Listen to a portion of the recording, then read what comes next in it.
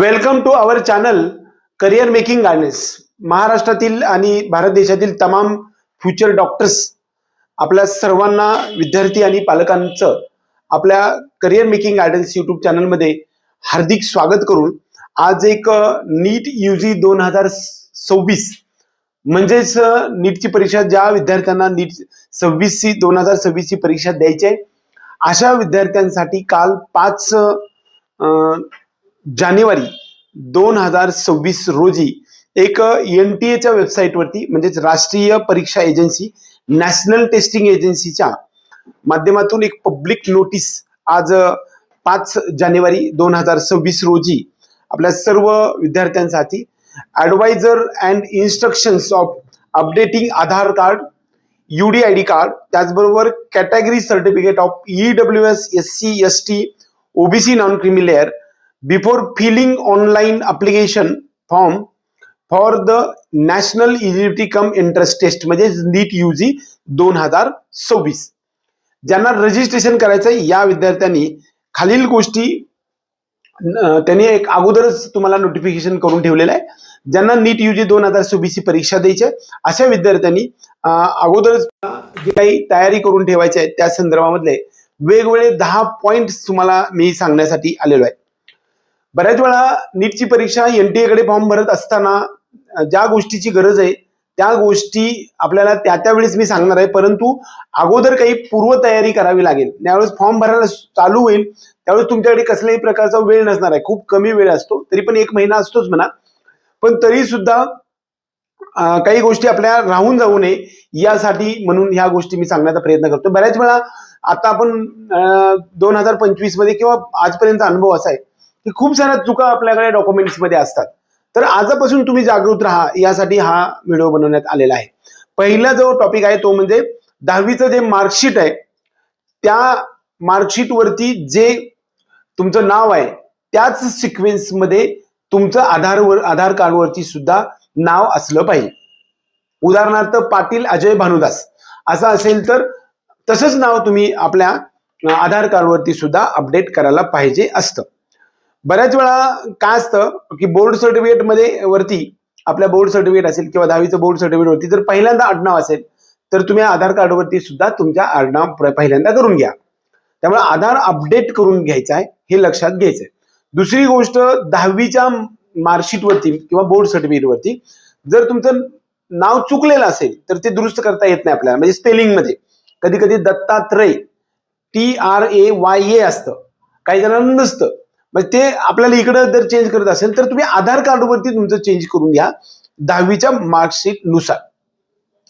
दुसरा महत्वाचा मुद्दा 10वीचं जे बोर्ड सर्टिफिकेट आहे त्यामध्ये जे जन्मतारीख आहे त्या जन्मतारीख म्हणजे बर्थ डेट आहे म्हणजे बोर्ड सर्टिफिकेट. वास्तविक पाहता फक्त बोर्ड सर्टिफिकेट आणि मार्कशीट हे फक्त आपल्याला स्टेट बोर्डच्या विद्यार्थ्यांसाठी असतं, परंतु CBSEच्या विद्यार्थ्यांसाठी दोन्ही एकच असतं. त्याच्यावरती तुमचं जन्मतारीख दिली असते, ती खरी असू दे किंवा खोटी असू दे. तुमची जी बोर्ड सर्टिफिकेट वरती 10वीच्या जन्मतारीख आहे ती खरी असू दे किंवा खोटी असू दे तीच तुम्ही गृहीत धरा आणि त्यानुसार तुमच्या आधारवरती तुमचं जे काही जन्मतारीख आहे ते तुम्ही अपडेट करून घ्या. त्याचबरोबर तुमचा फोटो जो आहे ना तो खूप जुना असतो, लहानपणीचा 5 वर्षाचा असताना 2 वर्षाचा असताना तो फोटो आपल्याला ओळखू येत नाही, कारण आपल्यामध्ये खूप सारा बदल झाला. आता आपण 16, 17, 18 वर्षाचा झालेला असतो, तर ते तुम्ही तुमचा फोटो सुद्धा त्या ठिकाणी अपडेट करून घ्यायचा आहे. दुसरी गोष्ट तुमचं जे आधार कार्ड आहे त्या आधार कार्ड एखाद्या मोबाईल नंबरशी सुद्धा अटॅच करून घ्यायचं आहे. बऱ्याच वेळा काय होतं की आपलं म्हणजे मोबाईल नंबरला अटॅच करून घ्यायचं म्हणजे तुम्हाला OTP आला पाहिजे, म्हणजे आधार ऑथेंटिफिकेशन सुद्धा झालं पाहिजे. CBSE ICSEच्या विद्यार्थ्यांसाठी बोर्ड सर्टिफिकेट आणि जे काही 10वीचं सर्टिफिकेट आहे ते 10वीचं मार्कशीट आहे हे दोन्ही समजा सेमच असतं. त्यामुळे त्याच्यावरची जी जन्मतारीख आहे किंवा त्या पद्धतीचं जे नाव आहे तेच तुम्ही बनवून घ्या. फोटो तुम्ही अपडेट करून घ्या, जन्मतारीख अपडेट करून घ्या, नाव त्या पद्धतीने स्पेलिंग मिस्टेक मध्ये करून घेऊ नका. त्याचबरोबर मोबाईल नंबरशी एका कनेक्ट करून घ्यायचं आहे. आता सर्वात महत्वाचा मुद्दा 8वा क्रमांक जो आहे तो ज्यांना SC ST आणि OBC हे बघा. आता कास्ट सर्टिफिकेटच्या संदर्भामध्ये एक तर पहिली गोष्ट महाराष्ट्र राज्यामध्ये open EWS SC BC SBC OBC NT 123 VJ SC आणि ST असे वेगवेगळ्या 11-12 कॅटेगरीमध्ये आपलं वर्गीकरण होतंय. परंतु तेच मात्र सेंट्रलमध्ये गेलं तर ओपन, ओबीसी, EWS, SC आणि ST असतं. त्यामुळे जे आपल्या स्टेटमध्ये SC ST असतात ते तिथे पण SC ST असतात. परंतु आपल्या महाराष्ट्र राज्यामध्ये SBC, OBC, व्हीजे आणि NT 123 ह्या सर्व कॅटेगरी सेंट्रलमध्ये ओबीसी मध्ये जात असतात. आता यांच्यासाठी एक वेगळं आहे. आता सेंट्रलचं सर्टिफिकेट SC आणि ST साठी सुद्धा मिळतं. ते तुम्ही सेंट्रलचं सर्टिफिकेट काढून घ्यायचंय आणि त्याला व्हॅलिडिटीची आवश्यकता नसते SC ST साठी. फक्त कास्ट सर्टिफिकेट लागेल जे तुम्हाला सेंट्रलचं आणि स्टेटचं पण असेल. कदाचित काही वेळा सेंट्रलचं सर्टिफिकेट, स्टेटचं सर्टिफिकेट सुद्धा सेंट्रलला पकडलं जात असतं. आता विषय जो येतो तो म्हणजे ओबीसी कॅटेगरी. जी सेंट्रलमध्ये ओबीसी NCL आहे ते मात्र 9 नंबरचा फॉर्म एकच असतो की ज्यामध्ये 1 वर्षाची व्हॅलिडिटी असणारं ओबीसी नॉन क्रिमिनल NCL असं सर्टिफिकेट येतं आणि त्याला व्हॅलिडिटीची आवश्यकता नाही आणि नॉन क्रिमिनल लेअर सुद्धा त्याच्यामध्येच असतं. त्यामुळे हे सेंट्रलचं जे कास्ट सर्टिफिकेट आहे ते तुम्ही काढून घ्या की ज्यांना सेंट्रल कास्ट सर्टिफिकेटची आवश्यकता NTA चे फॉर्म भरत असताना तुम्हाला लागत असते. म्हणजे तुम्ही जर SBC असाल, OBC असाल, त्याचबरोबर NT 123 व्हीजे या कॅटेगरीचे असाल तर या सर्व विद्यार्थ्यांसाठी सेंट्रल ओबीसी सर्टिफिकेट लागणार आहे. हे आता जर तुम्ही काढलं तर ते व्हॅलिड कितपर्यंत राहणार आहे बघा. आज तारीख आहे 6 जानेवारी 2026. मग आता हे तुमचं आज काढलेलं जे ओबीसी NCL सेंट्रलचं आहे हे मात्र व्हॅलिडिटी तुम्हाला फक्त 31 मार्च 2025 पर्यंतच राहणार आहे. तिथून पुढे पुन्हा नवीन तुम्हाला काढावं लागणार आहे. काउन्सिलिंगसाठी दुसरं सेंट्रल सर्टिफिकेट तुम्हाला लागणार आहे, हे लक्षात घ्या. हे झालं सेंट्रल ओबीसी NCL. ओके. आता बघा स्टेटमध्ये जर असायचं असेल तर आपण कास्ट सर्टिफिकेट काढावं लागेल ह्या सर्वांसाठी. SBC मध्ये स्पेशल बॅकवर्ड क्लास असेल किंवा SCBC ज्याला मराठा आरक्षण म्हणूया, OBC अदर बॅकवर्ड क्लास, त्यानंतर व्हीजे विमुक्त जाती किंवा डिनोटिफाईड ट्राईब्स म्हणतो, त्यानंतर NT 1 म्हणजे त्याला नोमॅडिक ट्राईब्स 1 किंवा NTB म्हणतो, NT 2 म्हणजे नोमॅडिक ट्राईब्स 2 किंवा C म्हणतो, NTC सुद्धा म्हणतात, आणि NTD म्हणजे नोमॅडिक ट्राईब्स 3 किंवा आपण त्याला NTD किंवा NT3 असं म्हणतो. तर या विद्यार्थ्यांसाठी मात्र कास्ट सर्टिफिकेट आणि caste certificate, caste validity, non criminal हे तिन्ही सर्टिफिकेट लागतात. ह्याच्यामध्ये कास्ट सर्टिफिकेट जर पाहायला गेलं तर हे कास्ट सर्टिफिकेट एकदा जर तुमचं निघालं तर ते तुम्हाला लाईफ टाइम मध्ये व्हॅलिड असतं. नॉन क्रिमिनल लेअर मात्र आपल्याला फक्त 3 वर्षासाठी व्हॅलिड असतं. पाठीमागच्या 3 वर्षाच्या उत्पन्नावरती आधारित पुढे 3 वर्षासाठी व्हॅलिड असणारं नॉन क्रिमी लेअर, उन्नत गटात समाविष्ट नसण्याचं प्रमाणपत्र आपल्याला मिळत असतं. हे आपण तुम्हाला घ्यायचं आहे. आता काढलेले सर्टिफिकेट तुम्हाला काउन्सिलिंग मध्ये सुद्धा उपयोगी येणार आहे. त्यामुळे या सर्वांसाठी कास्ट सर्टिफिकेट, कास्ट व्हॅलिडिटी आणि नॉन क्रिमी लेअर सर्टिफिकेट काढायचं आहे.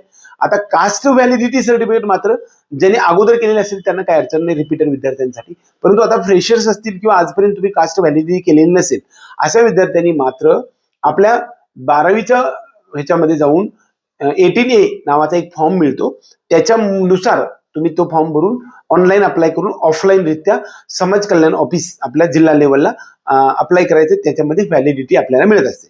व्हॅलिडिटी सर्टिफिकेटची व्हॅलिडिटी किती दिवस असते? जात पडताळणी सर्टिफिकेटची व्हॅलिडिटी लाईफ टाईम असते. नॉन क्रिमिनलची 3 वर्ष असते. कधी कधी नॉन क्रिमिनल 1 वर्षाचं सुद्धा मिळतं. दुसरी गोष्ट कास्ट व्हॅलिडिटी सुद्धा आपल्या कास्ट सर्टिफिकेट सुद्धा लाईफ टाईम असतं. हे आपल्याला काउन्सिलिंग, स्टेट काउन्सिलिंग प्रोसेसमध्ये आपल्याला जाण्यासाठी लागत असतात. त्या विद्यार्थ्यांनी ते काढून घ्यायचे आहेत, त्यांच्या पालकांनी काढून घ्यायचे आहे. आता दुसरा महत्वाचा मुद्दा येतो तो म्हणजे बरेच वेळा सेंट्रलचं कास्ट सर्टिफिकेट काढलं तर मात्र तुम्हाला परत एकदा 1 एप्रिल नंतर सेंट्रल सर्टिफिकेट लागेल जर सेंट्रल काउन्सिलिंग आणि दुसऱ्या राज्यामध्ये आपल्याला काउन्सिलिंग मध्ये जायचं असेल तर. आता यानंतर आपल्याला राहतं तो म्हणजे EWS. आता EWS म्हणजे इकॉनॉमिकली वीकर सेक्शन, म्हणजे त्याला आपण काय म्हणूया की EWS असं म्हणूया, म्हणजे ज्याचं उत्पन्न कमी असणाऱ्या विद्यार्थ्यांना ते मिळत असतं. आता बघा सेंट्रल आणि स्टेट असं EWS आहे. जे विद्यार्थी SBC, OBC त्याचबरोबर SCBC असेल किंबहुना हे NT 123 व्हीजे, SC ST या सर्व कॅटेगरीमध्ये ज्यांचं झालेलं नाही, ओपन मध्ये आहेत, परंतु त्यांचं उत्पन्न 8 लाखापेक्षा कमी असेल तर रिसेंट उत्पन्नावरती आधारित तुम्हाला ईडब्ल्यूएस स्टेटचं मिळत असते, ते तुम्ही काढू शकता. आणि सेंट्रलचं मात्र ह्यामध्ये जे सर्व विद्यार्थी ज्यांचं उत्पन्न 8 लाखापेक्षा कमी आहे आणि त्याच्याबरोबर बरेचसे नॉर्म्स आहेत की जे तुमचं घर किती साईज असले पाहिजे, तुमच्या नावावर जमीन किती असली पाहिजे किंवा तुमचं उत्पन्न वार्षिक किती असलं पाहिजे, या सर्व गोष्टीचं एकत्रित वर्गीकरण करून सेंट्रलचं ईडब्ल्यूएस सर्टिफिकेट मिळत असतं. आता मराठा कास्टच्या विद्यार्थ्यांसाठी महाराष्ट्रामध्ये मात्र ओपन म्हणायचं नाहीये, तुम्हाला खूप वेळा मराठामध्ये ओपन म्हणता, पण तुम्ही ईडब्ल्यूएस काढायचंय सेंट्रलचं. आणि स्टेटमध्ये मात्र तुम्हाला SEBC सोशल आणि एज्युकेशनली बॅकवर्ड क्लास हे सर्टिफिकेट काढायचं आहे. त्यासाठी तुम्हाला caste validity non criminal certificate लागणार आहे. ओपनसाठी कसल्याही प्रकारचं सर्टिफिकेट लागणार नाही. हे एकंदरीत हे सगळे सर्टिफिकेट आपल्याला काढून घ्यायचं आहे. बऱ्याच वेळा परीक्षेच्या वेळेस काय होणार आहे, ही फॉर्म भरायच्या वेळेस तुम्हाला 1 महिन्याची मुदत मिळणार आहे, त्यावेळेस तुमच्याकडे काही सर्टिफिकेट नसणार आहे. त्यामुळं मात्र ही स्टेटचे जे सर्टिफिकेट आहेत ना ते तुम्हाला काउन्सिलिंगला लागणार आहेत. मात्र सेंट्रलचे सगळे सर्टिफिकेट आपल्याला काढून घ्यायचं आहे. त्यामुळे सेंट्रल कास्टचे सर्टिफिकेट जे आपल्याला एकच असतं, 9 नंबर फॉर्म असतो आणि तो कास्ट आणि नॉन क्रिमिनल एकत्र असतं, व्हॅलिडिटीची आवश्यकता लागत नाही. SC ST आणि OBC या सर्व विद्यार्थ्यांनी सेंट्रलचं सर्टिफिकेट काढून घ्या. त्याचबरोबर ईडब्ल्यूएस सुद्धा सर्टिफिकेट तुम्हाला काढायचं आहे. एकंदरीत आपल्या सर्व विद्यार्थी आणि पालकांना जो अपडेटच्या बाबतीमध्ये आपल्याला सांगितलेलं आहे त्याच्यामध्ये आधार कार्डच्या संदर्भामध्ये सर्व गोष्टी याच्यामध्ये इत्थंभूत मांडण्याचा आपण प्रयत्न केलाय. त्याचबरोबर परत दुसरा एक टॉपिक राहतो, त्याच्यामध्ये बायोमेट्रिक इन्फॉर्मेशन सुद्धा आधार कार्डवरची करायची आहे. आता UDID card of person disability centres as advise to UDID card in valid updated in renewal if required. म्हणजे ज्या विद्यार्थ्यांनी UDID कार्ड काढलेलं आहे, म्हणजे काय की जे विद्यार्थी फिजिकली हँडिकॅप्ड आहेत या विद्यार्थ्यांनी सुद्धा अपडेटेड नवीन सर्टिफिकेट आपल्याला काढायचं आहे. आणि कॅटेगरी सर्टिफिकेटच्या संदर्भामध्ये सुद्धा सर्व अपडेटेड आणि व्हॅलिड असलं पाहिजे.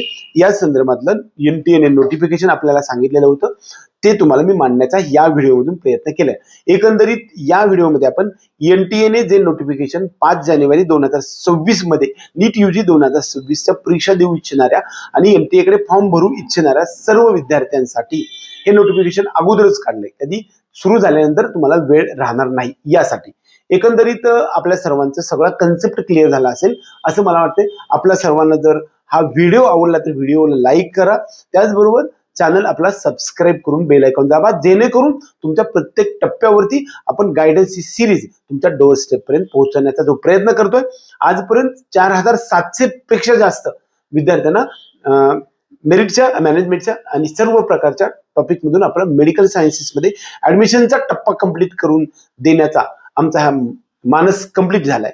तर आपल्या सर्वांसाठी नीट UG 2026 साठी ज्यांना आपल्या पेड काउन्सिलिंग ग्रुपमध्ये यायचं आहे अशा विद्यार्थ्यांनी डिस्क्रिप्शन बॉक्समध्ये दिलेल्या नंबरवरती संपर्क करू शकतात. एवढंच या निमित्ताने.